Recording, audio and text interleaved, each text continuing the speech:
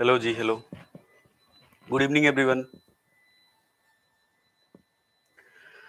हम लोग inner sphere mechanism पढ़ रहे थे, राइट? गुड इवनिंग भैया, गुड इवनिंग। हम लोग इनर स्फीयर मैकेनिज्म पढ़ रहे थे और उसमें हमने पढ़ा, खुश रहो भैया, खुश रहो, खुश रहो रिकी, खुश रहो। उसमें हम लोग पढ़े थे रिमोट एंड एडजेसेंट अटैक। तो कल हमने पहली क्लास ली थी उससे रिलेटेड। ठीक है, तो अभी उसमें कुछ और चीजें हमें पढ़नी है तो उसको हम पढ़ लेते हैं, ठीक है? राइट। इसके बाद फिर हम लोग आएंगे factors affecting rate of inner sphere mechanism. फिर मैं आपको ऑर्बिटल इंटरेक्शन बताऊंगा कि कौन कौन सा लोब होगा तो रेट फास्ट होगा, कहाँ पे लोब अगर मैच नहीं करेगा तो रेट स्लो होगा, मेटल के नेचर पे कैसे डिपेंड करेगा, लिगेंड के नेचर पे कैसे डिपेंड करेगा, राइट? वो सारी बातें हम लोग डिस्कस करेंगे, ठीक है? देखो, कल हम लोगों ने क्या पढ़ा था? हमने कहा आपको एग्जाम्पल बताया था, ठीक है? देखो, ये ध्यान सुनो। हमने कहा था कि जब हम लोग, याद होगा आपको, मैं थोड़ा सा रिवाइज करा देता हूं। जब हम लोग CO NH3 5 SCN लेते हैं, राइट, ये वाला, ठीक, इसकी रिएक्शन करवाते हैं हम लोग किससे? CrH2O6 2+ से। तो यहाँ पे क्या बनता था? Mixture of isomer. एक बनता था हमारे पास CrH2O5 SCN 2+, और एक बनता था CrH2O5 NCS 2+, और साथ में यहाँ पर एसिड हाइड्रोलिसिस कराते थे हम लोग तो क्या मिलता था हमें? कोबाल्ट का कॉम्प्लेक्स COH2O6 2+ + 5 NH4+, राइट? ऐसा क्यों था? कल हमने पढ़ा था ना, एक कॉम्प्लेक्स हमने ये लिया था तो हमें क्या मिला था? ये वाला मेजर मिला था 70% मैंने बोला था, और ये वाला हमें क्या मिला था? 30% माइनर। कल हमने पढ़ा था ना ये, राइट? ठीक है, अब आगे चलते हैं। देखो, समझो यहां पे ध्यान से, ये हमारा पहला वाला हो गया, राइट? ये क्यों ऐसा कर रहा था? क्योंकि हमें पता है कि जब कोबाल्ट SCN के साथ जुड़ा होगा तो ये दोनों काम कर सकता है, राइट? ये यहां से क्या कर सकता था? रिमोट अटैक, है ना? और यहां से सल्फर से भी जुड़ सकता था। इसको क्या बोलते हैं हम लोग? Adjacent attack. तो क्योंकि दोनों अटैक यहां पे पॉसिबल था, इसलिए क्या दे रहा था ये? Mixture of isomers, right? ये क्लियर होना चाहिए आपको कि ध्यान रखना कि जब ये आइसोमर बनेगा ना, ये वाला, जब कोबाल्ट SCN से जुड़ा, तो ध्यान से देख लेना, नाइट्रोजन फ्री है, रिमोट अटैक पॉसिबल है। सल्फर के पास लोन पेयर है, एडजेसेंट अटैक भी पॉसिबल है। जब ये होगा तो हमेशा क्या मिलेगा? मिक्सचर। और ये मेजर बनेगा, ये क्या बनेगा? माइनर। मैंने आपको कल समझाया था कि मेजर क्यों बनेगा, ये माइनर क्यों बनेगा? क्योंकि यहाँ पर जो ब्रिजिंग कॉम्प्लेक्स था, वहां पर क्रोमियम और नाइट्रोजन के बीच में हार्ड हार्ड इंटरेक्शन था, इसलिए क्या था? More favourable, right? और जब सल्फर के साथ जुड़ता है तो हार्ड सॉफ्ट इंटरेक्शन था, वो क्या था? Less favourable. इसलिए हार्ड हार्ड वाला ज्यादा ब्रिजिंग इंटरमीडिएट बनता है, जहां पर हार्ड सॉफ्ट था वहां पे कम बनता है। ये मैं कल आपको पढ़ा चुका हूं, राइट? दूसरा हमने क्या लिया था? इसी तरह का हमने लिया था यहाँ पर CO NH3 5 NCS, और हमने बताया था इसमें मेनली हमें एक ही आइसोमर मिलता है, राइट? मेनली, वो बाद में भले कन्वर्ट हो जाए दूसरे में, लेकिन मेजरली हमें क्या मिलेगा? H+ H2O, और यहाँ पर हमें जो प्रोडक्ट मिल रहा था वो मिल रहा था CO, यहाँ मिल रहा था CrH2O5 SCN 2+, CO हाइड्रोलिसिस करा हो जाती है इसकी 2+, और 5 NH4+। यहाँ ऐसा क्यों था? क्योंकि यहाँ पर सिर्फ क्या था? कोबाल्ट से अगर आप करते तो यहाँ से ट्रिपल बॉन्ड मैंने दिखाया था, सल्फर, ये सल्फर जुड़ सकता था, मतलब यहाँ पे क्या हो सकता था? सिर्फ रिमोट अटैक। एडजेसेंट वाला नहीं होता क्योंकि नाइट्रोजन के पास लोन पेयर नहीं है, यहाँ लोन पेयर नहीं है, इसलिए एडजेसेंट अटैक यहाँ नहीं होता। इसलिए यहाँ पर हमें मेजरली क्या मिल रहा था? ये, यही हमारा था मेजर आइसोमर, ठीक है? ये बातें हम लोगों ने कल पढ़ी थी। अब देखो एक चीज और ध्यान से सुनो, देखो, हमने एक लिया, अगर हमारे पास यहाँ पर SCN होगा तो क्या होगा? मिक्सर मिलेगा, मतलब 70% एक आइसोमर मिलेगा, लिंकेज आइसोमर मुझे मिलेगी। अगर हम ये लेते हैं तो मेनली हमें क्या मिलता है? ये। अगर आपसे कोई बोले कि इस वाले में और पहले और दूसरे में से रेट कहाँ ज्यादा होगा, कहां पर इलेक्ट्रॉन ट्रांसफर का रेट ज्यादा होगा, राइट। जैसे मिक्सर बन गया, पहले वाले में हमें मिला मिक्सर, इस वाले में मेजरली हमें मिला ये। तो अगर अगला सवाल आपसे पूछे बताओ इन दोनों में रेट का कंपेयर कर सकते हैं क्या हम, तो देखो अगर हम दोनों कॉम्प्लेक्स में रेट का कंपेयर करें, यहां देखो CONH3, कल मैंने आपको ये नहीं बताया था ना, SCN है, राइट, और 2 प्लस प्लस यहाँ Cr2 प्लस एक्वस इसमें, और अगर हम यहां कंपेयर करें CONH3 और दूसरा इसका NCS2 plus plus Cr2 plus aqueous, तो अगर आप रेट का कंपेयर करोगे, देखो रेट कैसे बताओगे आप कि कहां रेट इलेक्ट्रॉन ट्रांसफर का फास्ट होगा, कहां पे स्लो। गुड इवनिंग भैया। तो देखो पहले एक चीज समझो, रेट को आगे में रेट के बारे में हम लोग ज्यादा बातें करेंगे, बट यहाँ पे कंपेरिजन करके मैं आपको दिखा देता हूँ। सब कुछ सेम है इसमें, इधर भी SCN, इधर भी SCN, उधर भी क्रोमियम, इधर भी क्रोमियम, इधर कोबाल्ट, उधर कोबाल्ट, इधर +3 ऑक्सीडेशन स्टेट, इधर +3, सब कुछ सेम है, राइट। इसका मतलब है कि आप ये नहीं बोल सकते कि एक जगह पे कॉन्जुगेशन अच्छा है, एक जगह पे कॉन्जुगेशन खराब है, एक जगह पे हाई ऑक्सीडेशन स्टेट है, एक जगह पे लो ऑक्सीडेशन स्टेट है, एक मेटल के पास अच्छी ऑर्बिटल, एक मेटल के पास खराब, सब कुछ आइडेंटिकल है बिल्कुल।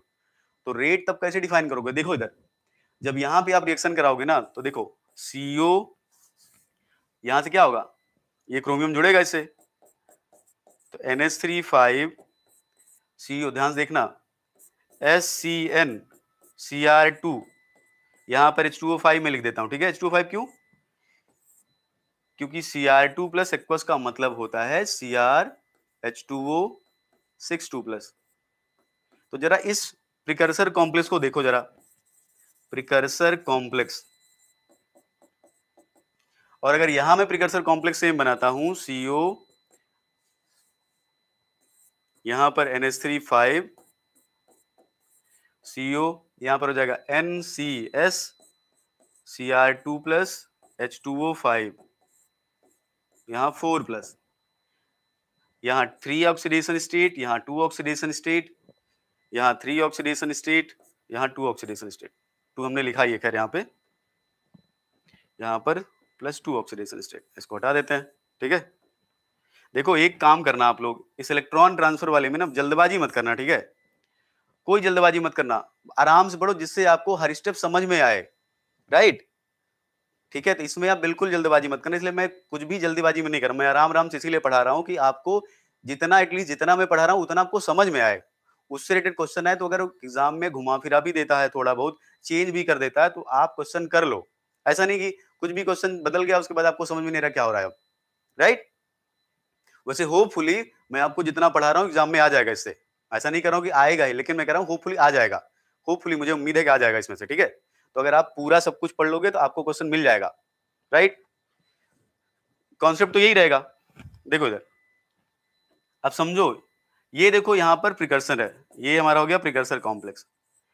देखो अब ध्यान सुनो, अगर सब कुछ सेम रहे, यहाँ मेटल सेम है, ब्रिजिंग लिगेंड सेम है, रिड्यूसिंग एजेंट सेम है, सब कुछ सेम रहे ना, तो फिर इस पे आना, यहां से रेट पता चलेगी आपको, आपका प्रिकर्सर कॉम्प्लेक्स से। जरा ध्यान से देखो, ये कैसा है क्रोमियम, हार्ड, किससे जुड़ा है ये, हार्ड नाइट्रोजन से, तो ये जो इंटरमीडिएट होगा क्या होगा, मोर फेवरेबल, राइट। ये जो इंटरमीडिएट होगा यहाँ क्या है, सॉफ्ट, और यहाँ ये क्या है, हार्ड। हार्ड क्यों हो गया, बिकॉज ऑफ ऑक्सीजन। ये हार्ड क्यों हुआ है, ड्यू टू सिम्बायोसिस, राइट, क्योंकि क्या लगा है इसके साथ, वाटर, इसकी वजह से हार्ड हुआ है। वैसे क्रोमियम 2+ सॉफ्ट सेंटर होता है, लेकिन हार्ड क्यों हुआ, बिकॉज ऑफ वाटर। हमेशा ध्यान रखो, किसी भी सेंट्रल मेटल के अराउंड, अगर आप, मैं कल भी बताया था, मैं फिर से एक बार बता देता हूं, किसी भी सेंट्रल मेटल के अराउंड अगर आप सॉफ्ट डोनर लिगैंड लगाते हो या सॉफ्ट डोनर एटम लगाते हो, तो आपका सॉफ्ट की तरह बिहेव करेगा। किसी भी सेंटर के अराउंड अगर आप हार्ड डोनर एटम लगाते हो तो किस तरह बिहेव करेगा, वो हार्ड की तरह बिहेव करेगा। तो यहाँ पर उसको क्या बोलते हैं, इसको बोलते हैं सिम्बायोसिस। तो यहाँ जो क्रोमियम 2+ है, वैसे तो सॉफ्ट सेंटर होता है ये, या इसको बोल सकते हो आप कि ये बॉर्डर लाइन है, लेकिन वाटर की वजह से क्या हो गया, हार्ड। अब जरा इन दोनों को देखो, बताओ कौन से प्रिकर्सर का फॉर्मेशन ज्यादा फेवरेबल है, पहला प्रिकर्सर कॉम्प्लेक्स ज्यादा फेवरेबल होगा या दूसरे में ज्यादा फेवरेबल होगा, कौन सा प्रिकर्सर ज्यादा बनेगा, पहला वाला या दूसरा वाला। या कौन सा प्रिकर्सर ज्यादा स्टेबल है, पहला स्टेबल ज्यादा है या दूसरा स्टेबल ज्यादा है? इसमें देखो, जब इसमें आप बनाते हो ना इसमें, तो आपको ये प्रिकर्सर कॉम्प्लेक्स बनता है, जब ये वाला आइसोमर लेते हो तो आपको ये प्रिकर्सर कॉम्प्लेक्स बनता है। यहां पर सॉफ्ट हार्ड इंटरेक्शन है, ये क्या है, लेस फेवरेबल या लेस स्टेबल। तो पहले वाले में जो इंटरमीडिएट बनेगा, पहले वाले में जो प्रिकर्सर कॉम्प्लेक्स बनेगा वो मोर फेवरेबल है, मोर स्टेबल है। दूसरे वाले में जो बनेगा वो लेस फेवरेबल है, लेस स्टेबल है। इसलिए यहां पर इस वाले में रेट क्या होगी, ज्यादा, इस वाले में रेट क्या होगी, कम। इसलिए जब इसका रिडक्शन होता है ना, तो यहां होता है फास्ट इलेक्ट्रॉन ट्रांसफर पहले वाले कॉम्प्लेक्स में, और दूसरे कॉम्प्लेक्स में जब दूसरा आइसोमर लेते हो तो यहां क्या होता है, स्लो इलेक्ट्रॉन ट्रांसफर। समझ गए? तो अगर आप सेम आइसोमर है दोनों, देखो CO NH3 HCN अगर लोगे, राइट, Cr2+, यहां अगर K लिखोगे, मान लेते हैं यहां पर हम लेते हैं K HCN, ठीक है, और दूसरा अगर हम यहां लिखते हैं CO NH3 NCS2+, यहां Cr2+ एक्वस, यहां लिखते हैं KNCS। तो हमेशा ध्यान रखो इसका रेट इससे क्या होगा, ज्यादा। KSCN का रेट जो है KNCS से क्या होगा, ज्यादा। समझ गए? कर लोगे ना? सिंपल कॉन्सेप्चुअल है, रटना उठना नहीं है। तो अगर आपसे कभी एग्जाम में लिख दे कि ये दो कॉम्प्लेक्स है, क्योंकि देखो इसमें आप लिगेंड सेम है, मेटल सेम है, ऑक्सीडेशन सब कुछ सेम है, इसमें सिर्फ चेंज क्या है, जो आपका इंटरमीडिएट बन रहा है वो, राइट। बाकी फैक्टर हम पढ़ेंगे आगे, उसके लिए चिंता मत करो। तो यहां पर सिर्फ इंटरमीडिएट बदला था, इसलिए जो है आप इस तरह से कर सकते हो। समझ गए? या आपसे ऐसे लिख सकता है कि पूछ ले कि बताओ KSCN डिवाइडेड बाई KNCS, इसकी वैल्यू क्या होगी, ग्रेटर देन 1 होगी ना। ऐसे पूछ सकता है आपसे, कोई जरूरी ऐसे लिखे, लिख देगा एग्जाम में कि ये दो कॉम्प्लेक्स है, इनके लिए बताइए कौन सा स्टेटमेंट सही है रेशियो का, KSCN डिवाइडेड बाई KNCS। तो अब जान लो इसकी वैल्यू ज्यादा है, इसकी वैल्यू कम है, तो एक से ज्यादा ही आएगा ना ये। यस या नो, बोलो। कोई जरूरी है कि इस तरह लिखे, ऐसे भी तो लिख सकता है ना। तो चाहे ये लिख दे चाहे ये लिख दे, दोनों का मतलब सेम ही तो है। तो ऐसा क्वेश्चन अगर एग्जाम में आएगा तो आप कर लोगे ना, रेट से रिलेटेड। जब इसमें मैं इसलिए इसको बताया क्योंकि इसमें सब कुछ सेम है, ऑर्बिटल सेम है, मेटल सेम है, लिगेंड सेम है, सिर्फ लिंकेज आइसोमर है, ये लिंकेज आइसोमर है, ये लिंकेज आइसोमर है, ठीक है। चलो अब एक चीज और समझाता हूं आपको। देखो आपको याद होगा मैंने बताया था कि जब इनर स्फीयर मैकेनिज्म होती है, तो इनर स्फीयर मैकेनिज्म में क्या होता है, या तो जो हमारा ब्रिजिंग लिगेंड है क्या रहेगा, रिटेन रहेगा, किसके पास, जो हमारा इनर्ट कॉम्प्लेक्स है। हमने एग्जांपल पढ़ा था किसमें, IR। मैं बताता हूं, देखो हमने क्या पढ़ा था कि जो हमारा ब्रिजिंग लिगेंड है उसके दो भाग हैं, दो फेट है ब्रिजिंग लिगेंड का। जो इन्वॉल्व होता है ब्रिजिंग लिगेंड प्रिकर्सर फॉर्मेशन में, या तो क्या होगा, उसका क्या हो जाएगा, एक्सचेंज हो जाएगा, एक्सचेंज ऑफ ब्रिजिंग लिगेंड। जैसे हमने एग्जांपल क्या देखा था, ये वाला एग्जांपल, CO NH3 Cl2+ और CrH2O6 में हमने देखा था कि ब्रिजिंग लिगेंड जो है वो क्रोमियम के पास ट्रांसफर हो गया था, देखा था हमने, ये ट्रांसफर हो जाता है। यस। दूसरा ये था कि no transfer of bridging ligand, ये रिटेन रहता है, no transfer of bridging ligand, ये ट्रांसफर नहीं होता। हमने यही दो फेट देखे थे ब्रिजिंग लिगेंड के,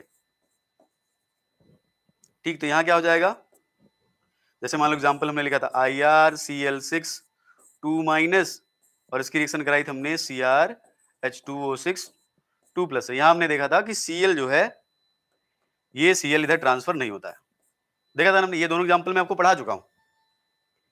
इस दो फेट के अलावा एक फेट और होता है, राइट। तीसरा फेट क्या हो सकता है वो भी जान लो, कि जो आपका ब्रिजिंग लिगेंड है ना, जो आपका ब्रिजिंग लिगेंड है वो सोल्यूशन में आ जाता है। मतलब ब्रिजिंग लिगेंड जो है ना तो रिड्यूसिंग एजेंट के साथ रहेगा, ना तो रिडक्टेंट के साथ रहेगा, ना तो ऑक्सीडाइजिंग एजेंट के साथ रहेगा, किसी के साथ नहीं रहता। मतलब क्या हो जाता है, वो डिसोसिएट होकर सोल्यूशन में जाता है। तो कुछ रिएक्शंस ऐसी भी हैं जहां पर ब्रिजिंग लिगेंड जो है वो ट्रांसफर तो होगा लेकिन इसके पास भी नहीं रहेगा, इससे भी क्या हो जाएगा, अलग होकर सोल्यूशन में आ जाएगा। तो ऐसे एग्जाम में अगर क्वेश्चन आएगा ना तो आपको घबराना नहीं, ठीक है। मैं समझा देता हूं वहां पर क्यों होता है ऐसा, और जहां पर होता है आप कैसे पहचानोगे कि यहाँ ट्रांसफर हो जाएगा, राइट। हेलो भैया, हेलो। अब ध्यान सुनो, हमने एक पढ़ा कि जो ब्रिजिंग लिगेंड है क्या होता है, ट्रांसफर। ट्रांसफर होकर क्या रहेगा, जो हमारे पास ये सिस्टम इसके पास रिटेन रहेगा।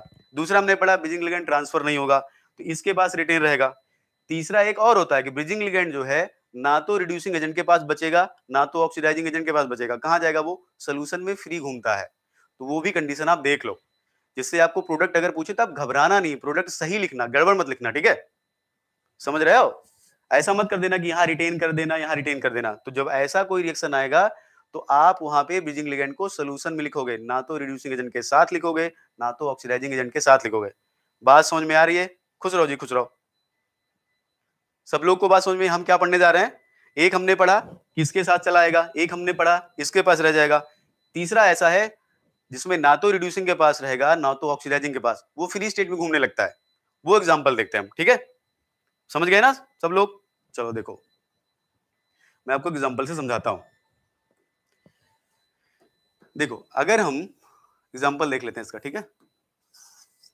अगर हम यही एग्जांपल लेते हैं, ठीक है, सीओ इसी का लेते हैं, सीओ NH3 5, यहां पे लेते हैं हम लोग X, यहां 2+, ठीक है, और यहां लेते हैं हम लोग EU2+। EU जानते हो ना आप, यूरोपियम लेंथोनाइड है ये, इसका एक्वस ले लेते हैं, ठीक है, लेंथोनाइड,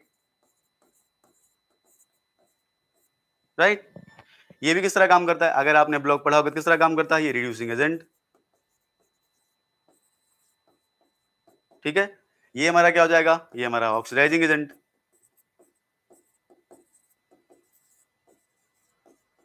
चलिए सबसे पहले क्या बनाएंगे, प्रिकर्सर कॉम्प्लेक्स, ठीक है। ये हमारे पास ब्रिजिंग लिगैंड है, आराम से देखो आप, क्योंकि अभी जो क्वेश्चन करोगे ना तो आपको ये पता होना चाहिए प्रोडक्ट क्या बनेगा, तो गड़बड़ मत करना कुछ भी। देखो इधर सब कुछ कॉन्सेप्चुअल, आपको कुछ रटना नहीं पड़ेगा, बस आप ध्यान से देखो। प्रिकर्सर बनाएंगे तो सिंपल क्या कर सकते हैं हम लोग, NH3 5। और एक चीज जानते हो आप, जो लेंथोनाइड के कॉम्प्लेक्सेस होते हैं वो क्या होते हैं, लेवाइल। अगर आपने मेरी ये ब्लॉक की क्लास देखी होगी कभी तो मैं पढ़ाया उसमें, ये क्या होते हैं लेंथोनाइड के कॉम्प्लेक्सेस, लेवाइल। ये लेवाइल है, ये इनर्ट है, तो मतलब वो कंडीशन जो हमें इनर स्फीयर के लिए चाहिए वो कंडीशन यहाँ पे है। चलिए CO करते हैं यहाँ पर +2 में, +3 में, यहाँ पर करते हैं X, इधर करते हैं EU2+, सॉरी यहाँ करते हैं EU, और यहाँ करते हैं ये +2 ऑक्सीडेशन स्टेट, यहाँ करते हैं 4+। मैंने वाटर नहीं लिखा, ठीक है, इसका मतलब समझ लो वाटर तो लगा ही होगा, राइट। हाँ वही तो, काहे परेशान हो, मैं वही तो तुम्हें सिखा रहा हूँ। आप कैसे पहचानोगे बेटा कि ट्रांसफर होगा कि नहीं, देखो ना ध्यान से, अभी समझ में आएगा आपको कैसे पहचान लोगे ट्रांसफर होगा कि नहीं होगा, राइट। बिल्कुल देखो आराम से, ये तो पहले पढ़ा चुका हूं ट्रांसफर होगा कि नहीं होगा। अभी देखो यहां से फिर से पता चल जाएगा, देखो इधर ये है हमारा प्रिकर्सर कॉम्प्लेक्स। सबसे पहले आपको बनाना है प्रिकर्सर, ठीक। अब उसके बाद अगली स्टेप क्या होती है, इलेक्ट्रॉन ट्रांसफर। तो इलेक्ट्रॉन कहां से कहां जाएगा, यहां से यहां जाएगा, यहां से यहां आएगा, उसके बाद यहां से यहां गया, तो क्या हो गया, ये हो जाएगा +2 में। जब इलेक्ट्रॉन ट्रांसफर होगा तो कोबाल्ट हो जाएगा किसमें, +2 में, तो कोबाल्ट को +2 में कर देते हैं। कोबाल्ट हो गया 2, यहां पर हो गया X, यहां हो जाएगा EU3, राइट, यहां हो गया 4+, ठीक है। अब इसको ब्रेक कर देते हैं, यहां डिसोसिएशन होगा, ये बन गया सक्सेसर कॉम्प्लेक्स, राइट।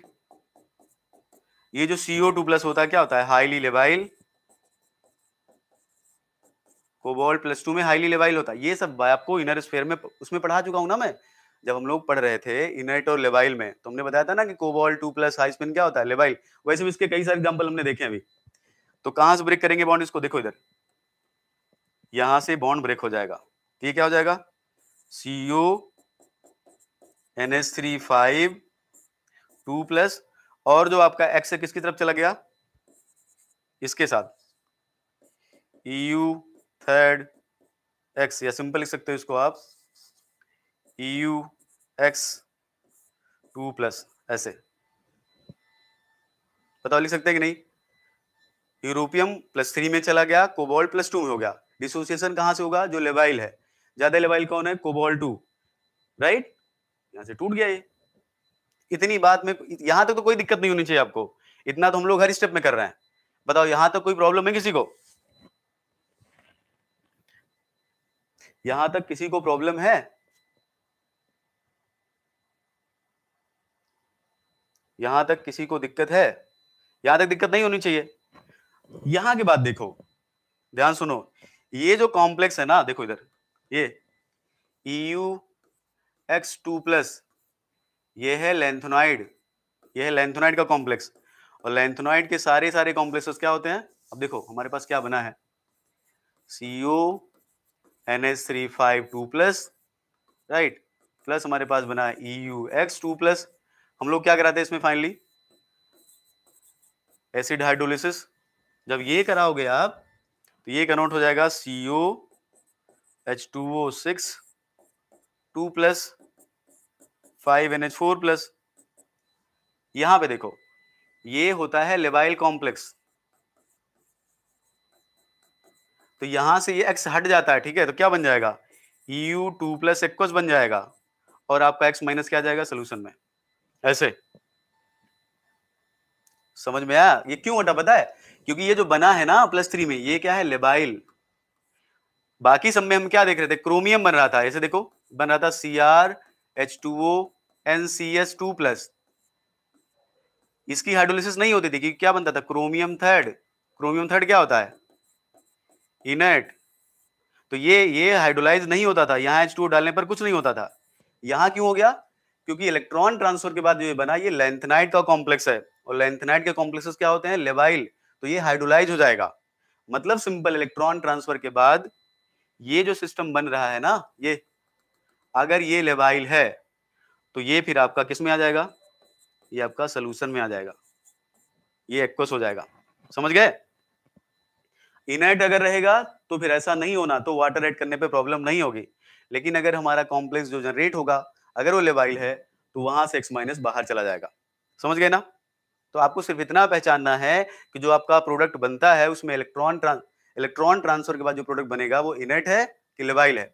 अगर वो इनर्ट हुआ तो जो आपका ब्रिजिंग लिगेंड है वो उसी कॉम्प्लेक्स के साथ रिटेन रहेगा। अगर वो लेवाइल है तो हाइड्रोलाइज हो जाएगा, ये सोल्यूशन में आ जाएगा। समझ गए ना? बताओ ये बात क्लियर है कि नहीं? अब यहां पर हमने क्या लिया था? यूरोपियम। ऐसे आप कोई भी ऐसा मेटल ले लो जो लेवाइल हो,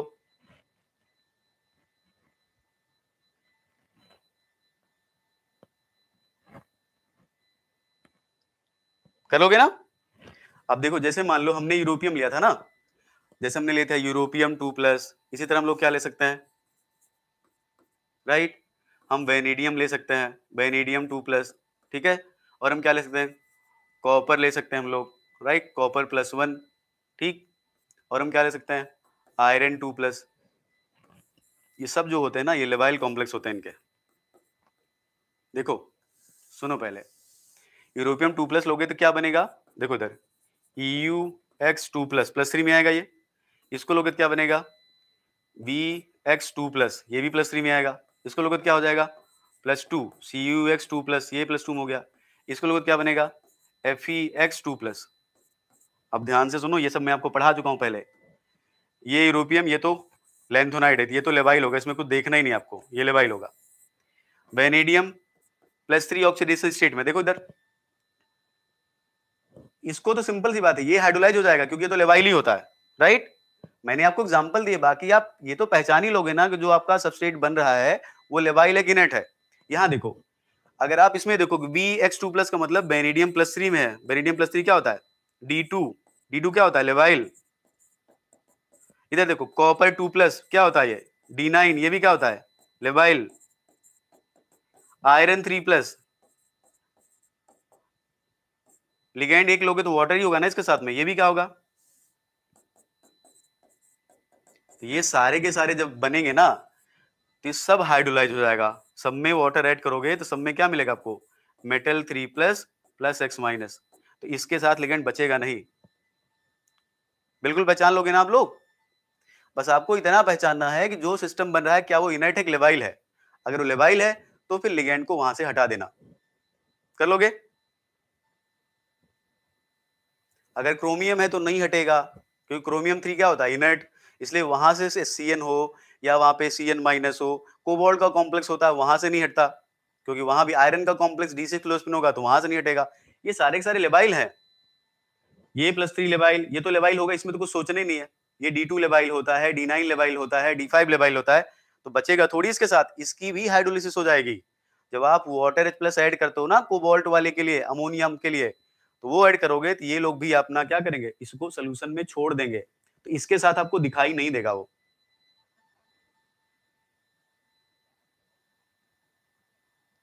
राइट? क्लियर है बात? अब देखो एक क्वेश्चन मैं आपको करवाता हूं, देखो एग्जाम में आया था, आप पहले बताना। हाँ हाँ, लिगेंड हट जाएगा वो, बिल्कुल वाटर हटा देगा उसको। देखो क्वेश्चन आया था नेट में, नेट 2018, नेट 2018। देखो क्वेश्चन ये था कि जब आप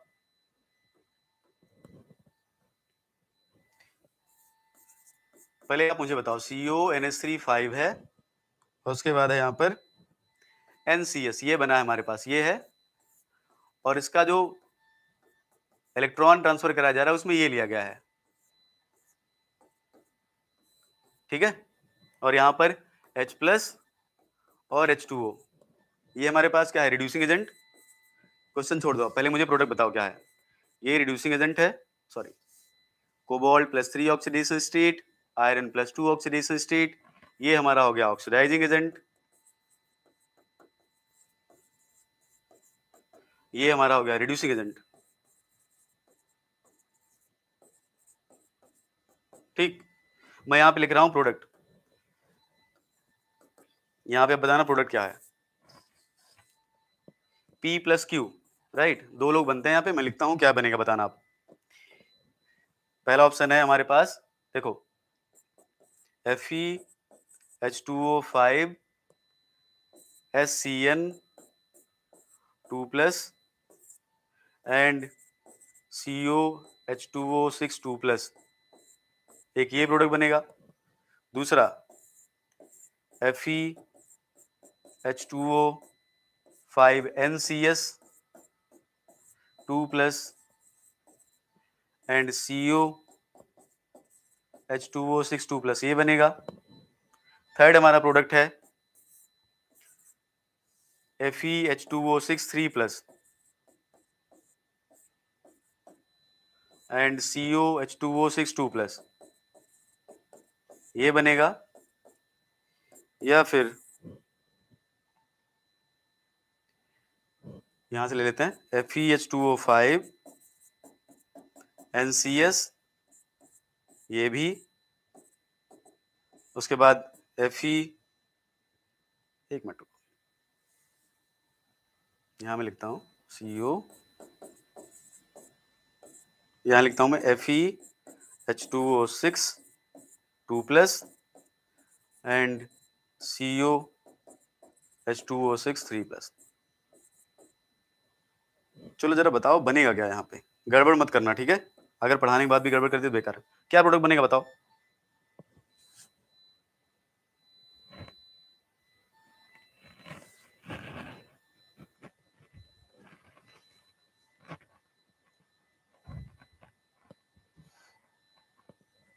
ये क्वेश्चन है, मैंने अपने मन से बनाया, नेट में नहीं आया, ठीक है, मैंने खुद से बताया।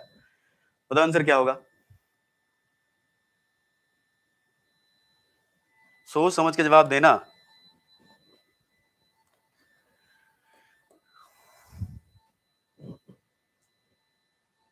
इनर्ट साइड से ब्रेक करोगे, ठीक है, बिल्कुल सही बात है। हाइड्रोलिसिस करा दोगे, अमोनियम से हट जाएगा, फिर ये हो जाएगा। क्या होगा बताओ। देखो एक चीज बताता हूं मैं आपको, जब मेरी क्लास में बैठा करो ना, तो थोड़ा दिमाग उमाग अपना खोल के बैठा करो भैया, बहुत इत्मीनान से, शांत होके पानी वानी लेके बैठा करो, कुछ भी लगे तो आप पानी वानी पी लिया करो आराम से। क्योंकि मेरी बातें, मैं फिर से आपसे बोल रहा हूँ, जितनी बातें मैं बोला करूं, प्लीज मेरी बातों को ध्यान से सुना करो, मैं क्या बोल रहा हूं। चलो अच्छा मैं बताता हूँ प्रोडक्ट क्या बनेगा। देखो इधर, इधर सुनो, देखो यही होगा ना। देखो इधर सिंपल सी बात है, समझो। पूरी मैकेनिज्म बताना क्यों जरूरी है, क्योंकि आपको नहीं समझ में नहीं आएगा ये। यहाँ पे था क्या, NCS था ना, देखो इधर 2+ है, यहाँ पे हमने लिया है FeH2O6 2+। ध्यान से देखो इधर, यहाँ हमारे पास ये बनेगा, माइनस वाटर निकाल देते हैं यहाँ से, तो इससे यहाँ बॉन्ड बना देते हैं हम लोग। यहाँ बनेगा हमारे पास NH3 5CO NCS FeH2O5 4+। यहाँ तक तो कोई दिक्कत है नहीं, ये प्रिकर्सर बन गया हमारा, ये तो आप जानते हो। हाँ C बनेगा, बिल्कुल ये बच्ची ने सही जवाब दिया, आंसर ये होगा। ठीक है, समझे। वो जो बनेगा ना वो हाइड्रोलाइज हो जाता है आपका, आयरन वाला। यही तो पीछे पढ़ा है थोड़ी देर पहले अभी। देखो ऐसे मत कर देना एग्जाम में। इधर देखो ये 2 है, ये 3 है, ठीक। यहाँ इलेक्ट्रॉन ट्रांसफर होगा तो क्या बनेगा, लेकिन ये तब करना, देखो ये तब करना जब ये लिखा होगा तब। ये नहीं लिखा तो कुछ मत करना फिर। अगर ये नहीं लिखा है तो कुछ मत करना, तब तो हाइड्रोलिसिस की बात ही खत्म, तब तो नहीं कुछ होगा। ठीक है, यहां हो जाएगा ये CO, ये हो जाएगा +2 में, यहां हो गया NCS आयरन थर्ड H2O5 4+।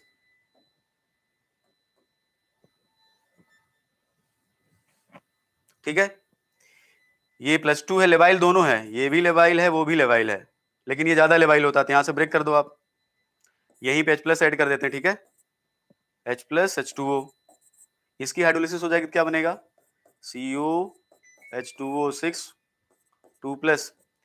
इसकी भी हाइड्रोलिसिस होगी, देखो क्या बनेगा इधर FeH2O5SCN 2+, और 5 अमोनियम, यही बनता था नॉर्मली ना हमारा। ये बचेगा नहीं, ये लेवाइल है, देखो इधर ये आयरन 3+ है, ये है D5 हाई स्पिन कॉम्प्लेक्स, ये खुद लेवाइल होता है, ये फर्दर हाइड्रोलाइज हो जाएगा, क्या बना लेगा ये SCN हट जाएगा FeH2O6 3+, और SCN क्या जाएगा आपका बाहर, ऐसे।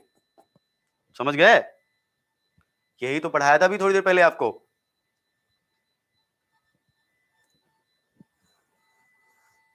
कि अगर आपका रिमेनिंग सिस्टम ये लेबाइल बनता है तो वो रुकेगा नहीं वहां पे, वो ब्रिजिंग लिगैंड हट जाएगा वहां से। गुड इवनिंग बेटा, गुड इवनिंग।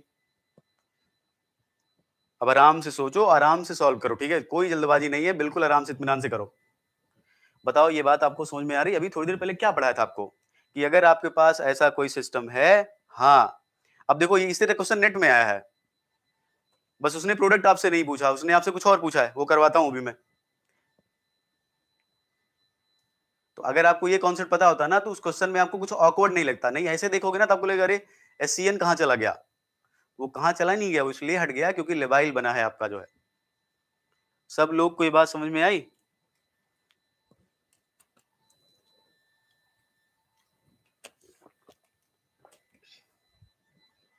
मतलब आप लोग ना यस नो भी नहीं लिखते हो, बताओ। मतलब मैं 5 बार बोलता हूँ भैया ठीक है, समझ में आया कि नहीं। कुछ बच्चे बोल देते हैं दया करके, हाँ हाँ ठीक है ठीक है। बाकी लोग ठीक है चलने दो, बोलने दो, आदमी को क्या ही है, चिल्लाने दो, जितनी बार चिल्लाएगा ठीक है। समझ गए ना, हाँ ठीक है। एक दो लोग भी, अच्छा तो अभी कमलेश अभी आए हो भैया, अभी कहाँ समझ में आएगा तुम्हें, तुम थोड़ा देर पहले आते समझ में आता तुम्हें।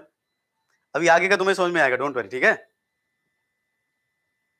राइट। चलो अब एक क्वेश्चन कर लेते हैं नेट का, ठीक है। तो ये ध्यान रखना, जब ये लोग होंगे ना तो फिर वो सोल्यूशन में चला जाता है। क्वेश्चन है ये CSIR 2018, ठीक है, 4 मार्क्स में था ये, और क्वेश्चन तो आसान है, खैर आप कर लोगे, राइट। लिखा है द इंटरमीडिएट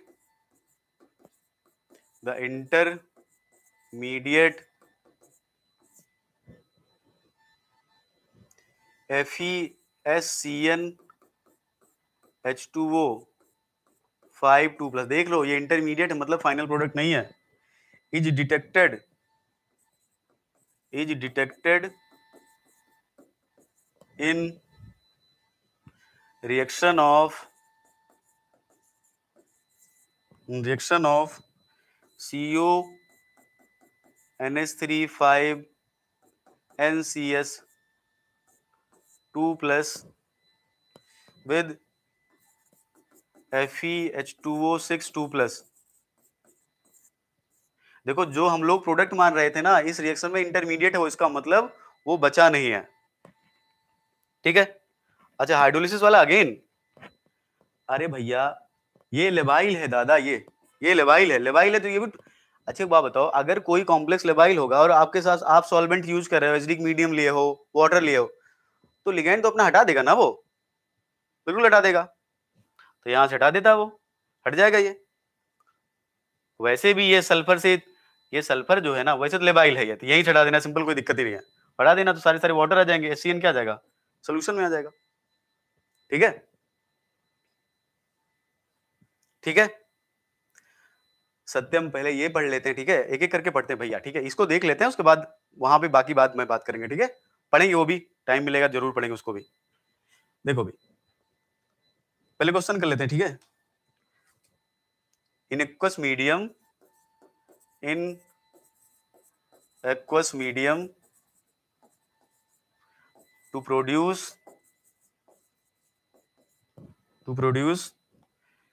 क्वेश्चन बहुत आसान था, ठीक है, लेकिन मैं आपको ये सब चीजें इसलिए बता रहा हूं कि आप इसके बारे में जानो। 2 प्लस एंड देख लो फाइनल प्रोडक्ट क्या बन रहा है, FeH2O6 3 प्लस। तो मैकेनिज्म ऑफ रिएक्शन ये पूछ रहा था, ये तो कर ही लोगे आप, क्वेश्चन तो आसान था। खैर, मैकेनिज्म ऑफ रिएक्शन इज, पहला स्टेटमेंट है आपका इंटरचेंज ऑफ रिएक्शन या इंटरचेंज मैकेनिज्म बोला है, ठीक है, इंटरचेंज मैकेनिज्म लिख दो। दूसरा inner sphere electron transfer, inner sphere electron transfer. C outer sphere electron transfer, outer sphere electron transfer. B या डी है इंटरचेंज एसोसिएटिव।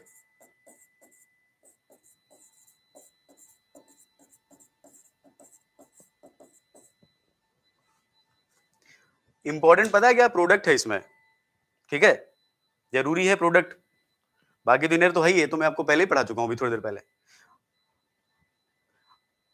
तो ये इंटरमीडिएट बनता है, प्रोडक्ट मत लिखना। तो आपसे हो सकता है एग्जाम में क्वेश्चन क्या पूछ ले कि जब इसकी रिएक्शन इससे कराई जाती है प्रोडक्ट क्या क्या होता है, तो प्रोडक्ट ये नहीं है, ध्यान रखना। प्रोडक्ट क्या बनता है, दिस एंड दिस। ये क्यों बना, बिकॉज ऑफ लेवाइल नेचर ऑफ दिस। ठीक है, हाँ बिल्कुल ठीक है, तो वो क्वेश्चन को घुमा सकता था ऐसे करके, तो हमारा आंसर सिंपल हो जाएगा। आंसर तो सिंपल था ये, इनर स्फीयर। लेकिन अगर आप थोड़ा बहुत भी देखो, वैसे जो हवा में से ऊपर ऊपर से पढ़ता है उसके लिए तो बहुत आसान था ये, लेकिन जो बच्चा थोड़ा बहुत भी सीरियसली क्वेश्चन को पढ़ता है, होपफुली आप लोग पढ़ते होंगे, तो जो क्वेश्चन को पढ़ेगा ना तो उसके दिमाग में आएगा कि ये तो प्रोडक्ट बनना चाहिए था, इंटरमीडिएट क्यों बन रहा है ये, यहाँ पे प्रोडक्ट ऐसा हो गया कि यहाँ पे तो सीएन है ही नहीं। तो आपके दिमाग में समझ में आता है अच्छा ऐसा कुछ होगा, यहाँ पे अलग हो रहा होगा। वो अलग क्या है, जो मैंने बताया आपको कि अगर आपका जो सिस्टम बन रहा है अगर वो लेबाइल है, तो फिर जो ब्रिजिंग लिगेंड है वो भी हट जाएगा वहां से। समझ में आ रही बात ये, ठीक है, बोलो कर लोगे ना।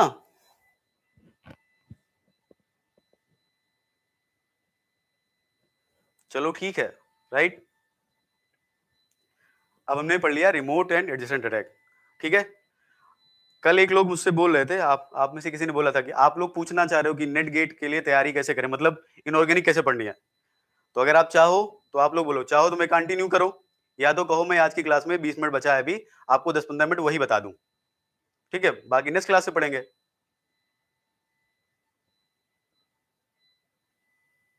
यही तो नहीं करना, तो आप पहले आप सब लोग ये बताओ कि मैं आपको एग्जाम के बारे में बताऊं या फिर आगे पढ़ाऊं।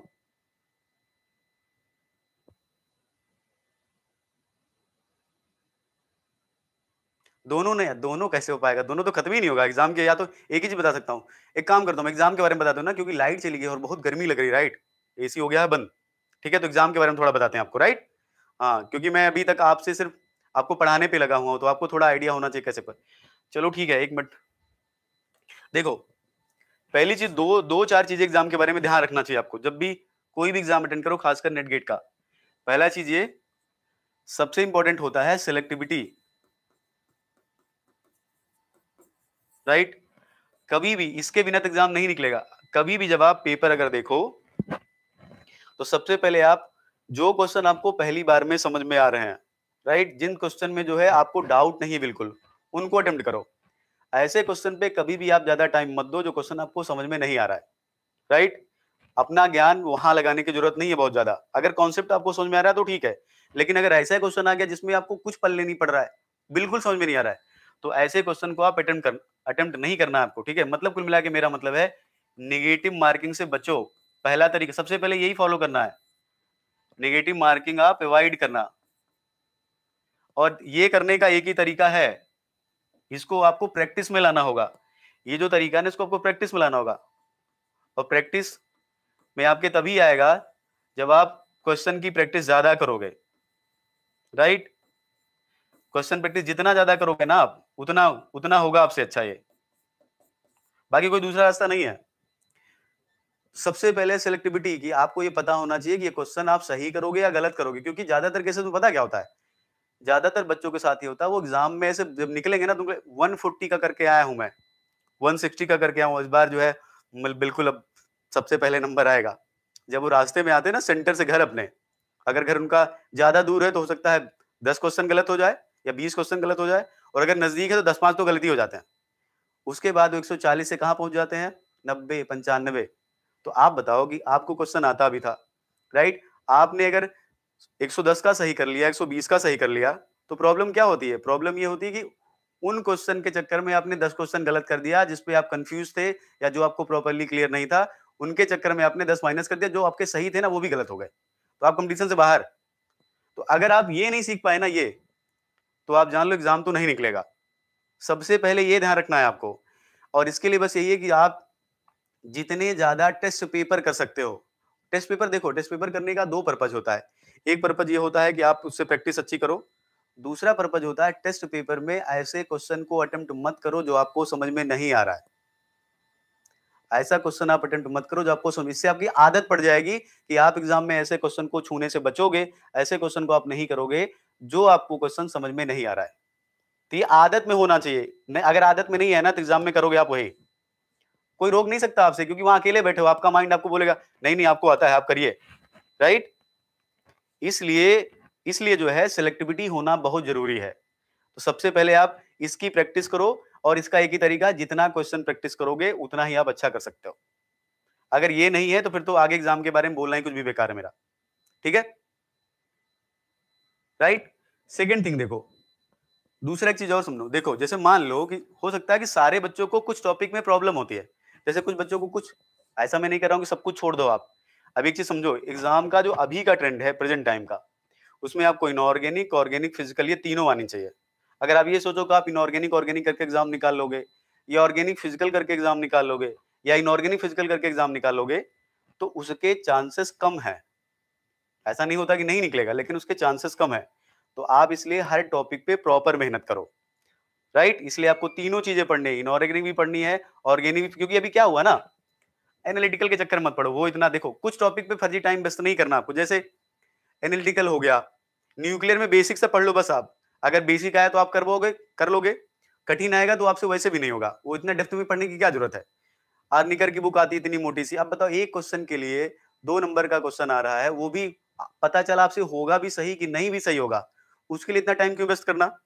जैसे मैंने बहुत सारे बच्चों को देखा है कि वो एनालिटिकल पढ़ना शुरू कर देंगे। एनालिटिकल पे आप कितना क्वेश्चन आता है, एक, और आप एनालिटिकल इतना बड़ा है, आप पढ़ोगे, ये जरूरी थोड़ी एग्जाम में जो आएगा आपसे हो ही जाएगा। तो 4 मार्क्स के क्वेश्चन के लिए या 4 नंबर के क्वेश्चन के लिए आप 40 घंटा पढ़ रहे हो। चलो पढ़ भी लो, लेकिन वो 40 घंटे में आपसे क्वेश्चन होगा कि नहीं, इसकी कोई श्योरिटी नहीं है, क्योंकि एनालिटिकल बड़ा टॉपिक है, वो छोटा टॉपिक नहीं है। इसलिए हाँ हाँ बिल्कुल, वही तो मगर स्कूग एंड बेस्ट की जो किताब आती है वो काफी ज्यादा बड़ी है, तो उसको उस पे मेरा मानना यह है कि पहले आप वो टॉपिक तैयार करो जो ज्यादा वेटेज वाले हैं। पहली बात देखो, ज्यादा वेटेज वाला हो, पहली चीज तो वेटेज, राइट। और सेकंड, जिससे आपसे क्वेश्चन हो जाए, जिस टॉपिक से क्वेश्चन आप कर लो, ठीक है। ऐसे टॉपिक को मत आप ज्यादा टाइम देना जहां पर आप टॉपिक पे पढ़े पढ़े हो क्वेश्चन आता है उससे एक, और एक आता चलो ठीक है, वो भी आपसे होगा कि नहीं होगा ये कोई श्योरिटी नहीं है। सेम इसी तरह मैंने बहुत सारे बच्चों को देखा, न्यूक्लियर न्यूक्लियर से एक दो क्वेश्चन आता है, राइट। करवा देंगे, काहे परेशान, मैं बता दूंगा, डोंट वरी, पढ़ा दूंगा भैया, मेरे दिमाग में है निकल वाला, ठीक है, डोंट वरी। अब सुनो ध्यान से, कुछ बच्चे ऐसे करते हैं कि न्यूक्लियर केमिस्ट्री पे वो एक किताब खरीद लेंगे, न्यूक्लियर केमिस्ट्री पढ़ते चले जाएंगे, ठीक है, पढ़ो कोई बात नहीं। आप जहां तक न्यूक्लियर पढ़ रहे हो ना, कई बार एग्जाम में ऐसा होता है क्वेश्चन उसके आगे आ जाता है। क्वेश्चन कितना आता है, एक, मिलने कितने आपको, या 2 या 4 नंबर। 2 या 4 नंबर के चक्कर में आप जो है 40 घंटे के लिए किताब पढ़ लिए, वो क्वेश्चन अगर थोड़ा सा आगे चला गया तो फिर आपसे वैसे भी नहीं होगा वो। इसीलिए जो बेसिक चीजें हैं, इसीलिए जो बेसिक चीजें होती है ना, जैसे आप क्या पढ़ लो, सेल मॉडल क्या होता है, राइट, लिक्विड ड्रॉप मॉडल क्या होता है, पॉजिट्रॉन एमिशन क्या होता है, बीटा एमिशन क्या होता है, राइट, काइनेटिक्स पढ़ लो, उसकी हाफ लाइफ क्या होती है, और जो है एवरेज लाइफ क्या होती है ये। और दूसरा थोड़ा ये मास डिफेक्ट वाला जो कॉन्सेप्ट है, इसके बियॉन्ड आगे मत जाओ। यहां तक आएगा तो आपसे हो जाएगा, नंबर ऑफ अल्फा पार्टिकल पता करना, नंबर ऑफ बीटा पार्टिकल पता करना, ये सब सीख लो। इसके आगे कोई पढ़ने की जरूरत नहीं है, इसके आगे आएगा तो दो ही चीज होगी, या तो आपसे आएगा नहीं तो आप गलत कर दोगे, और गलत करने का कोई मतलब ही नहीं है, ठीक है, राइट। तो दूसरा काम ये करना, वेटेज वाले टॉपिक को पढ़ो, और दूसरा उस टॉपिक को पढ़ो जो आपसे, जिस हिसाब से क्वेश्चन हो। तो दो दो टॉपिक मैं बताता हूं, दो टॉपिक एनालिटिकल पे तो आप बिल्कुल ज्यादा इतना आपको दिमाग नहीं लगाना है, उसके उसको लास्ट में पढ़ना जब आपके पास सब कुछ हो जाए तो। सेकंड थिंग ये है कि न्यूक्लियर केमिस्ट्री में भी पूरा नहीं पढ़ना आपको, वहीं तक पढ़ो जहां तक मास डिफेक्ट या कैलकुलेशन का आता है, अल्फा पार्टिकल कैसे निकालेंगे, बीटा पार्टिकल कैसे निकालेंगे, सेल मॉडल क्या होता है, बेसिक चीज है वो पढ़ लो बस, उसके बियॉन्ड मत पढ़ो। उसके बियॉन्ड कुछ भी आएगा तो इतना कठिन आ जाएगा कि आपसे होगा ही नहीं वो, तो उसके लिए चिंता नहीं करनी है आपको, ठीक है। उसके बाद देखो, ये हो गया।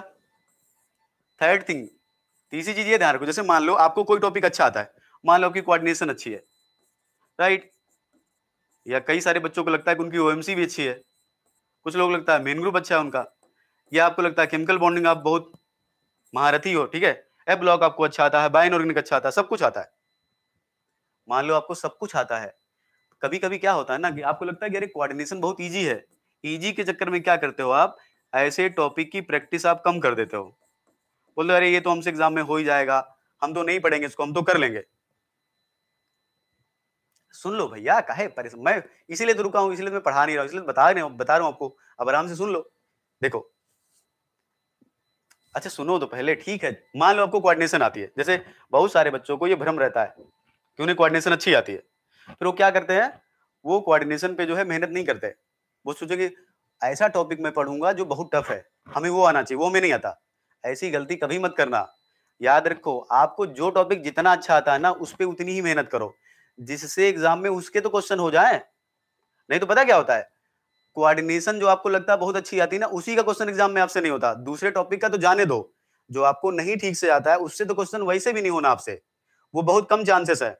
जो टॉपिक आपका अच्छा आता है आप उसके चक्कर में ऐसे टॉपिक पे ज्यादा टाइम देने लगते हो कि जो आपको ठीक से नहीं समझ में आ रहा है, इसको आप छोड़ दिए, बाकी आप चलो हम इस पे मेहनत करते हैं, मान लो आपको नहीं आती है, इस पे मेहनत करते इसको छोड़ देते, तो ऐसा मत करना, इसको साथ साथ में करते रहना, तब पढ़ना, जिससे जो आपको अच्छा था उसके क्वेश्चन तो आपसे हो जाए, नहीं तो इसका भी क्वेश्चन नहीं होगा एग्जाम में आपसे, क्योंकि एग्जाम में होता है आपके ऊपर प्रेशर।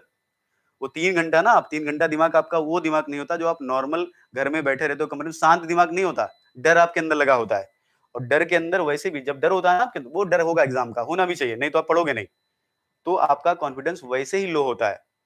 तो अगर आपका टॉपिक में पहले से अच्छा कॉन्फिडेंस नहीं है ना, तो हो सकता है कोऑर्डिनेशन का क्वेश्चन ना हो आपसे, जिसका आपको लग रहा था बहुत महारथी हैं हम सब कर लेंगे इसमें।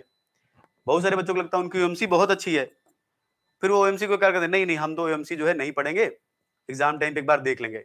पता है एग्जाम में क्या होता है, ओएमसी के क्वेश्चन नहीं होगा आपसे, बैठे हो लेके, फिर आप सर पकड़ोगे कि अरे इससे अच्छा तो यही कर लिए होते। तो हमेशा ध्यान रखो, मेरा ये बताने का पर्पज सिंपल ये है कि जिस टॉपिक पे जितनी ज्यादा कमांड हो, उस टॉपिक पे उतना ही अच्छा काम करो, जिससे उस टॉपिक से अगर 10 क्वेश्चन आता है, उस टॉपिक से अगर 8 क्वेश्चन आता है, तो 8 में से 7 या 10 में से 9 तो आपसे हो। समझ रहे हो? ऐसे उसके चक्कर में ऐसे टॉपिक पे मत ज्यादा मेहनत कर देना जो आपको समझ में नहीं आ रहा ठीक से, या जिस पे आप कॉन्फिडेंट नहीं हो। तो ऐसे, क्योंकि जनरली मैंने देखा है ये, जो आपको आता है ना, आप उसे लगता है अरे ठीक है ये हम कर लेंगे, तो ऐसा आपको नहीं करना है। आपको जो भी टॉपिक अच्छे से आता है उस पे जरूर ध्यान रखो, उससे आपको डाइवर्ट नहीं होना, चाहे कोई भी टॉपिक आपको अच्छा है। समझ गए? इतनी बात क्लियर? तो पहले सेलेक्टिविटी, दूसरा ये देखो कि दो टॉपिक मैंने आपको बताया कि आपको ज्यादा मेहनत नहीं करना, न्यूक्लियर पे बहुत ज्यादा नहीं पढ़ना, वहां तक पढ़ लेना। दूसरा एनालिटिकल के बारे में आप तब आना जब आपका बाकी सब तैयार हो जाए तब, ठीक। उसके बाद जो टॉपिक आपको अच्छा आता है उसको छोड़ना नहीं है, उस पर ज्यादा प्रैक्टिस करनी है। जितना प्रैक्टिस करोगे उस टॉपिक पे आपकी कमांड ज्यादा होगी, तभी एग्जाम में आप अच्छा कर पाओगे, ठीक है। नहीं तो कभी कभी ऐसा होता है कि जो हमको अच्छा आता है वही क्वेश्चन में घूमते रहते हैं लेके।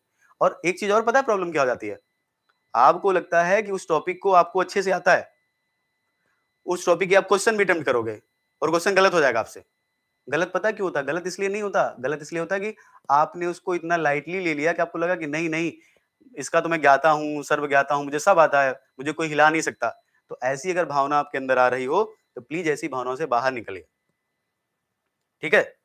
हाँ, सभी लोग को बता रहा हूँ, ऐसी कोई भी भावना अगर आपके साथ आती है तो इस भावना से बाहर निकलो, अगर एग्जाम निकालना है आपको तो, ठीक। ठीक है। हाँ कमलेश, आज कोर्स हो गया भैया, लॉन्च हो गया, ठीक है। आप देख लेना, वीडियो है उसका, ठीक है, तो आप देख लेना। 1 जुलाई से शुरू होगा, राइट। हाँ, तो इसलिए ऐसा कुछ भी मत करना कि आप जो है यहाँ गड़बड़ करो। दूसरा, और एक चीज ध्यान रखना, जब भी आप कोई क्वेश्चन करते हो ना, तो कभी कभी हम ये देखते हैं कि जैसे मान लो 4 ऑप्शन, ध्यान सुनो, A B C D, और एक बार आपने बुकलेट में किया या बार आपकी बुकलेट में कर लिया, आप टेस्ट पेपर आपके पास कोई है, तो आपको याद है कि इसका आंसर बी है। आप 1 महीने बाद, 2 महीने बाद फिर वही क्वेश्चन करते हो, राइट। ध्यान सुनो, आप 1-2 महीने बाद फिर से वही टेस्ट पेपर उठाओगे या फिर से वही बुकलेट उठाओगे, तो आप पता क्या करते हो, ऐसे देखोगे क्वेश्चन, ओ ठीक है इसका आंसर बी है, आप ए पे, सी पे, डी पे ध्यान ही नहीं देते हो। जबकि सही तरीका पढ़ने का ये होता है कि आप जब दोबारा पढ़ो ना, तो ये क्यों गलत है, ये क्यों सही है, ये क्यों गलत है, ये क्यों गलत है, आपको सबका रीजन पता होना चाहिए। क्योंकि जब तक आपको रीजन पता नहीं होगा, एग्जाम में आप कोई भी नया क्वेश्चन आपको देगा तो आप कभी नहीं कर पाओगे। क्वेश्चन थोड़ा सा चेंज करता है बस, वो कॉन्सेप्ट वही है, थोड़ा सा चेंज करेगा। तो आप अगर ये नहीं पता कर पाओगे कि ये गलत क्यों है, ये गलत क्यों है, ये गलत क्यों है, आप सिर्फ क्या देखते हो बाद में दोबारा, ये सही क्यों है बस, तो आप क्या क्या ये अगली बार एग्जाम में नहीं आ सकता क्या? हो सकता है अगली बार ये एग्जाम में आ जाए। इसलिए जब भी दोबारा प्रैक्टिस करो, आप चाहे फिजिकल की प्रैक्टिस कर रहे हो, चाहे इनऑर्गेनिक की कर रहे हो, ऑर्गेनिक की, हर क्वेश्चन को प्रॉपरली सॉल्व करो, भले आपको आंसर पता हो। आप देखना, एक बार 1-2 दिन करके देखो, आपको देखो खुद से अंदर से कॉन्फिडेंस आएगा कि अगर एग्जाम में कुछ भी नया करेगा, कुछ भी एग्जामिनर चेंज करेगा, तो आप डरोगे नहीं, आपसे क्वेश्चन हो जाएगा। समझ में आ रही बात? इसलिए जब भी दोबारा क्वेश्चन सॉल्व करो तो ऐसे ही करना, राइट। एक चीज और, जब भी ना आपके पास मान लो बुकलेट हो, तो बुकलेट में ना टिक मत मारा करो कभी, पता है इससे आपकी आदत खराब हो जाती है। जैसे मान लो आपके पास कोई बुकलेट है, 4 क्वेश्चन है, तो आप क्या करते हो, जो आंसर सही होता है ना टिक मार देते हो वहीं पे, वो अलग पेज में टिक मारो, वहां मत मारो, क्योंकि पता है अगली बार जब आप पढ़ोगे ना तो आप क्वेश्चन के बारे में सोचोगे ही नहीं, अच्छा टिक मार दिए इसको हमें आता है। जबकि सही बात यह है कि अभी उसको, उस क्वेश्चन पे आपको और ज्यादा सोचने की जरूरत है। तो कभी टिक मत मारा करो, टिक मारोगे ना तो अगली बार जो है क्वेश्चन पे ध्यान नहीं दोगे आप, आपको लगेगा मुझे आता है मैं कुछ करूंगा नहीं, हो गया मेरा, हमसे सॉल्व हो जाएगा। और उसी में से एक ऑप्शन अगले एग्जाम में आता है, फिर आप बैठ जाते हो, ओ ये कौन सा ऑप्शन आ गया, राइट। उसी में से एक ऑप्शन अगले एग्जाम में दे देगा, फिर आपको लगेगा कि आपको पता ही नहीं है। समझ में आ रहा है? इसलिए एक चीज और ध्यान रखना, बुकलेट अगर आपके पास है, टिक बुकलेट में मत मारो, आप अलग से सॉल्व कर लो, अलग से आंसर लिख लो, वहां मत करो। जैसे अगली बार सॉल्व करो तो आप फिर से पूरा दिमाग लगा के सॉल्व करो उसको, और जितनी बार आप ब्रेन यूज करोगे उतना ब्रेन आपका शार्प होगा, नए क्वेश्चन पे आपकी अप्रोच उतनी अच्छी होगी, ठीक है। तो ये, राइट, हाँ रफ पे सॉल्व करो, वहां टिक मत मारो। जैसे अगली बार सॉल्व करो, तुम्हें पता तो रहे कि आंसर निकालना पड़े तुम्हें ना, और जितनी बार आप कैलकुलेशन करोगे, जितनी बार आप सॉल्व करोगे उसको, आपका कॉन्फिडेंस उतना अच्छा हो जाएगा, उतना आप उस पर्टिकुलर टॉपिक में, उस पर्टिकुलर क्वेश्चन से रिलेटेड, उस कॉन्सेप्ट से रिलेटेड आपकी चीजें उतनी क्लियर रहेंगी, तो एग्जाम में आप बेहतर परफॉर्म करोगे, ठीक है। यार अब उनसे बात कर लो, तुम्हें बता देंगे पीजीटी के बारे में भैया, ठीक है। RJ SH, right right. तो इसलिए उसके लिए चिंता मत करो, आप मेहनत करो, पढ़ो यार। और मैं इस बारे में कुछ बोल नहीं सकता, आप जो भी आपको नंबर दिया गया उस पर बात कर लो, ठीक है। और कोशिश करो, इतनी मेहनत कर लो कि हो जाए, इतनी मेहनत कर लो कि एग्जाम हो जाए, सीधे सीधे जो है इतना पता ही ना लगे आपको, है ना। ठीक है, तो ये चार चीजें ध्यान रखना। पहला सिलेक्टिविटी ध्यान रखना, दूसरा ये कि बेटे जो वाले टॉपिक को करो, उस टॉपिक पे मेहनत मत करो ज्यादा जिस टॉपिक से आपका क्वेश्चन एक दो आता हो, एक आता हो, और वो भी श्योर ना हो कि आपसे होगा कि नहीं। मेन ग्रुप छोड़ने वाला टॉपिक नहीं है, मेन ग्रुप से 4-5 क्वेश्चन आते हैं, तो ये मत सोचो मेन ग्रुप छोड़ देंगे हम। अभी किसी ने पूछा था ना कि मेन ग्रुप नहीं नहीं भैया, मेन ग्रुप से एक बार पता है, एक बार 25 नंबर का क्वेश्चन आया था। अब बताओ, आप इनऑर्गेनिक में खुद को अच्छा मानते हो, आप मेन ग्रुप ही छोड़ दोगे? अगर 25-30 क्वेश्चन आ 25-30 नंबर का क्वेश्चन उसी से आ गया तो क्या करोगे आप? 4-5 क्वेश्चन आता है, 4-5 क्वेश्चन बहुत होता है, राइट। अब इसी तरह मान लो आप इसमें मेन ग्रुप छोड़ दोगे, फिर ऑर्गेनिक में सोचोगे एक टॉपिक और छोड़ देते हैं, फिजिकल में सोचोगे एक टॉपिक, आपसे 4 टॉपिक आपने छोड़ दिया, उन्हीं 4 से एग्जाम में क्वेश्चन आ गया, तो 6 महीने तो आपका बर्बाद हो गया फिर तो। इसीलिए वो मेन ग्रुप में अगर आप, मैं बताता हूँ, मेन ग्रुप में अगर आपको 4 या 5 क्वेश्चन आएगा ना, और अगर आपने ठीक से मेन ग्रुप पढ़ी है, तो मान लो 5 क्वेश्चन आता है तो 4 आपसे हो जाएगा। देखो सेम इस तरह ऑर्गेनोमेटेलिक में भी है, ऑर्गेनोमेटेलिक में अगर आपके 7 क्वेश्चन आते हैं या 8 क्वेश्चन आते हैं, तो उनमें से आपसे 6 या 7 हो जाएंगे। 100% तो कोई टॉपिक से नहीं होता है, एक दो क्वेश्चन तो ऐसा देगा ही वो एग्जामिनर। और दूसरा, आपके अंदर डर भी तो रहता है, तो हो सकता है आपका दिमाग उसमें काम ना करे, उस पर अप्रोच ना लग पाए, तो छोड़ना सोल्यूशन नहीं होता कभी भी, समझ रहे हो। इसलिए छोड़ना नहीं है कुछ भी, राइट। ऐसे कर करके 4 टॉपिक हम लोग छोड़ देंगे तो 40 नंबर तो ऐसे कम हो गया पहले ही, तो हम तो ऐसे कंपटीशन से बाहर है। और फिर एक चीज सोचो कि अगर पेपर टफ आएगा, एक चीज और ध्यान रखो, मान लो एग्जाम में मेन ग्रुप बहुत कठिन आ गया, आपने बहुत मेहनत की थी, मेन ग्रुप से नहीं हुआ, तो क्या सिर्फ आपके लिए कठिन आएगा? क्या हो, बाकी जो लोग दे रहे हैं उनके लिए भी तो वही पेपर होगा। और एक चीज जान लो कि ये मत समझो कि अगर जो है आपसे नहीं हो रहा है पांच को, आप मान लो अपने मेन ग्रुप में मेहनत की है और आपसे एक भी क्वेश्चन नहीं हो रहा है, तो ये मत सोचो कि जो बाकी लोग हैं उनसे सब हो जाएगा। वो भी आप ही की तरह पढ़े होते हैं, ठीक है, बस थोड़ा बहुत इधर उधर फर्क पड़ता है, बस सबके लिए हार्ड होगा वो, तो इसलिए डरने की जरूरत नहीं है। तो इसका मतलब क्या है, दिक्कत थोड़ी है आपको। नहीं नहीं मयूर, नहीं नहीं मयूर भैया, पेरीसाइक्लिक मत स्किप करना, ठीक है, पेरीसाइक्लिक तो इंपॉर्टेंट टॉपिक है यार, हर बार उससे क्वेश्चन आता है, उसको छोड़ना नहीं है, राइट। पेरीसाइक्लिक मेजर टॉपिक्स में आता है। और दूसरा, अभी क्वेश्चन पहले पहले क्या था, पहले 75 था, अभी क्या हो गया 60, तो अब तो आपके पास चॉइसेस कम हो गई है। पहले उधर 50 होते थे, 50 में 35 करने होते थे बी पार्ट में, अभी 40 में से 35 करना है। इसका मतलब एग्जामिनर चाहता है कि आप ज्यादा पढ़ो। ये सब क्यों किया गया है? एक तो पहला कि कैसे लोगों को बाहर किया जाएगा एग्जाम से, दूसरा ये कि जो लोग ज्यादा मेहनत कर देंगे, जो सब कुछ पढ़ के आएंगे, ठीक से पढ़ के आएंगे, वो अच्छा करेंगे। हाँ, कुछ टॉपिक में आप बिल्कुल जिससे एक आध क्वेश्चन आता फिर होगा भी कि नहीं होगा, ऐसे टॉपिक को छोड़ सकते हो आप, लेकिन पेरी साइक्लिक तुम नहीं छोड़ना आपको, ठीक है, समझ गए। अब बताओ और कोई डाउट है आपके मन में? तो इतनी चीजें ध्यान रखना, क्वेश्चन की प्रैक्टिस दोबारा करो, तो फिर से पूरा क्वेश्चन सॉल्व करो, सिलेक्टिविटी से बचो, उसके लिए आदत यही है कि आप टेस्ट पेपर दो जितना ज्यादा हो सकता है, वही एक तरीका होता है। हेट्रोसाइक्लिक में हेट्रोसाइक्लिक में है ही क्या है यार, हेट्रोसाइक्लिक टफ है क्या? मुझे लगता है कि है ही नहीं कुछ, एक बार पढ़ लोगे तो अपने आप कर लोगे एग्जाम का क्वेश्चन, इतना कुछ तो आता नहीं है। ऑर्गेनिक में तो टॉपिक इंटरकनेक्टेड है।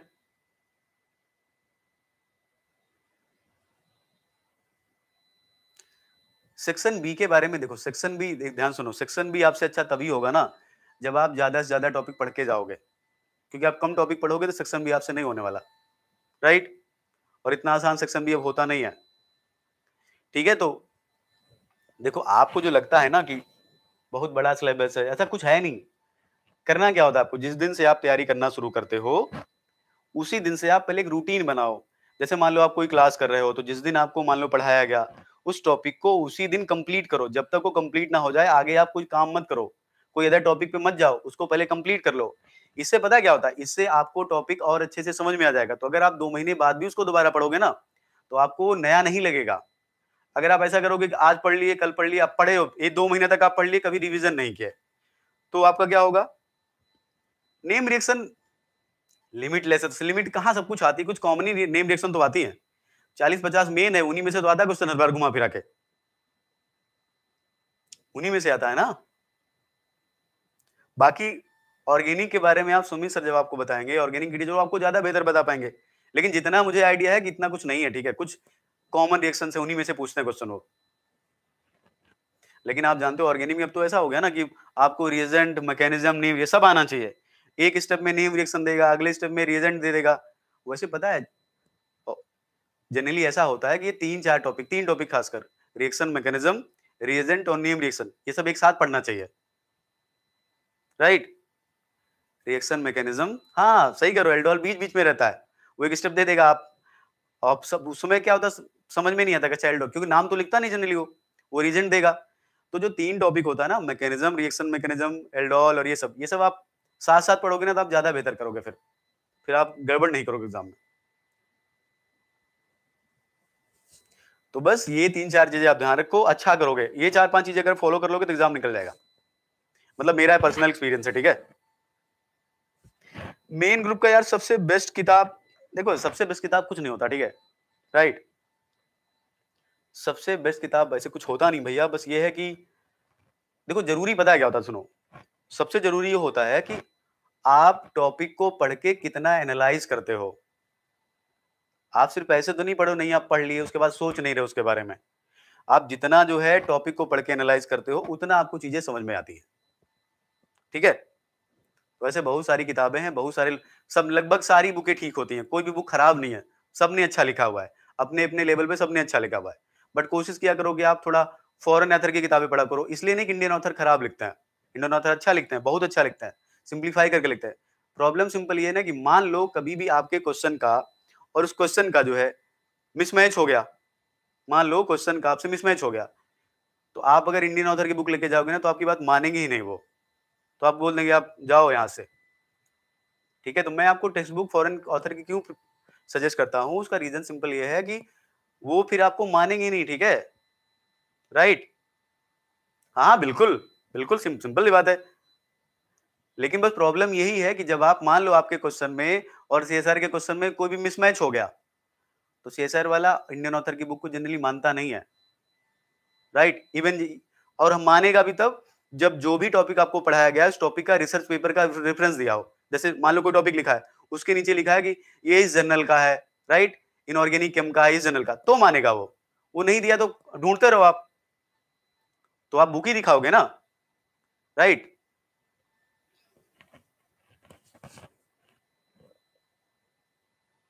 आप कौन सी क्लास में हो भैया?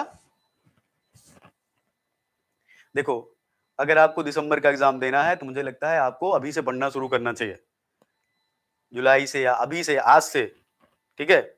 और धीरे धीरे बस प्रैक्टिस, एक चीज ध्यान रखना, कंटिन्यूटी बहुत जरूरी है।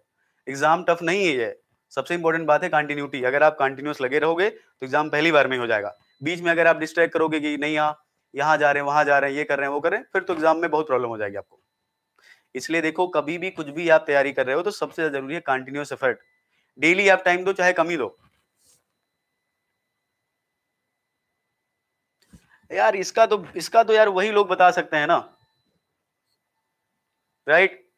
इसका तो वही लोग बता सकते हैं, सीएसआर वाले। शायद सुना है मैंने कि सितंबर में शायद एग्जाम होगा। अच्छा बीएससी थर्ड ईयर में आप पढ़ो बेटा, ठीक है। आप जो है बीएससी थर्ड ईयर आपका, ऐसा करना जब बीएससी थर्ड ईयर आपका कंप्लीट हो जाएगा, एमएससी फर्स्ट सेमेस्टर आपका होगा तब से आप शुरू कर देना। जैसे आपको 1-2 साल, 1 साल लगेगा आपको प्रॉपर तैयार होने में, उसमें फिर आप अच्छा कर लोगे, ठीक है। तो आप फिर अच्छे से तैयारी कर पाओगे, क्योंकि देखो ये मत सोचना है कि एमएससी का 4th सेमेस्टर हमारा कंप्लीट हुआ है, अब जो है हम अब से तैयारी शुरू करेंगे, क्योंकि अभी तो पहले तो ऑफलाइन का कॉन्सेप्ट था, अभी तो ऑनलाइन है, तो आप कर सकते हो। हाँ वही मैं कह रहा हूँ, यही मैंने भी सुना है। विकास पता है ये जो मैं बताता हूँ, ये जो और बहुत सारी किताबें स्पेसिफिक आती है ना, प्रॉब्लम इनके साथ पता है क्या है, ये लोग बहुत सारी चीजें फर्जी में दे दी हैं, मतलब इतना ज्यादा दे दी है ना कि उसका कोई मतलब नहीं हमारे एग्जाम के लिए, राइट।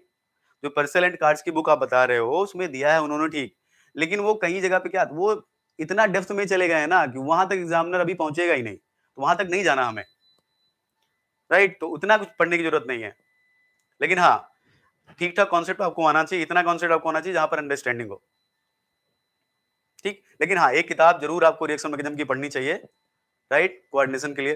बिना बुक के किसी एक सिंगल एक बुक को फॉलो करके मुझे लगता है आपको नहीं तैयार करना चाहिए। ठीक है,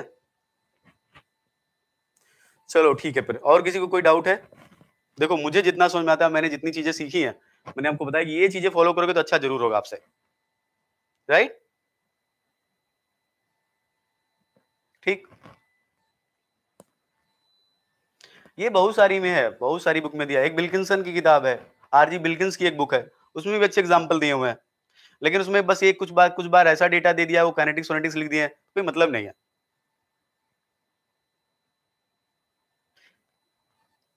अरे तो ठीक है, इंटरेस्ट लगाओ ना, पीएचडी करनी है तो। पीएचडी बिना प्रैक्टिकल के थोड़ा हो पाएगी। चलो ठीक है, अभी मेरी क्लास है, ठीक है, तो मैं क्लास को एंड करता हूँ। आप अच्छे से पढ़ो, आज जो मैंने पढ़ा इसको रिवीजन कर लेना। तो मैंने सोचा था कि शायद रिमोट और एडजेसेंट अटैक खत्म हो जाएगा, लेकिन ये खत्म नहीं हुआ। तो कल हम एक दो एग्जाम्पल पढ़ेंगे, इंपॉर्टेंट है वो एग्जाम्पल, ठीक है, और होपफुली आने वाले एग्जाम में उसके आने की प्रोबेबिलिटी ज्यादा है, तो कल हम उसको पढ़ेंगे।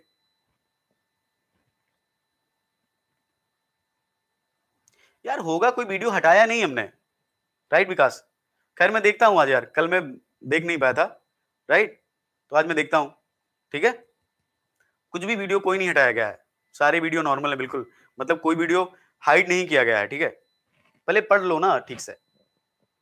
चलो ठीक है फिर, हाँ अभी मेरी क्लास है 10 बजे से।